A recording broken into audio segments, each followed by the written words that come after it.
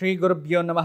భగవద్భక్తులందరికీ నమస్కారం. శివుడి సోమవారపు నోము కథ. శివానుగ్రహాన్ని పొందడానికి గాను సోమవారం నోము చెప్పబడింది. ఈ నోము పట్టిన వారు ప్రతి సోమవారం చొప్పున 21 సంవత్సరాల పాటు శివారాధన చేయవలసి ఉంటుంది. నోము పట్టిన రోజున నుండి ఒంటిముడి తోరాన్ని, రెండో రోజున నుండి రెండో రోజున 2 మూడుల తోరాన్ని ధరించవలసి ఉంటుంది. ప్రతి 21 వారాలకి తోరం మార్చడాన్ని లఘు ఉద్యాపన అంటారు. ఇక 42వ వారం నుంచి 3 మూడుల తోరాన్ని ధరించవలసి ఉంటుంది. 21 సంవత్సరాలు పూర్తి అయిన తరువాత 21 ద్రవ్యాలతో మహాశివుడిని అభిషేకించాలి. 21 వత్తులతో దీపం వెలిగించాలి. 21 మంది బ్రాహ్మణులకు సమారాధన చేయాలి. అలాగే 21 సంవత్సరాల వయసు గల స్త్రీ పురుషులకు భోజనాలు పెట్టాలి. అప్పుడే మహా ఉద్యాపన కార్యక్రమం ముగిసినట్టు అవుతుంది. ఇక ఈ సోమవారపు నోము మహిమను తెలిపే కథలోకి వెళితే, పూర్వం ఒక ఇల్లాలు సోమవారపు నోమును నోచుకుంటున్న కారణంగా శివుడు ప్రత్యక్షమయ్యాడు. తనకి సంతానాన్ని ఇవ్వమని ఆమె కోరడంతో అది వారి జాతకంలో లేదని చెబుతూనే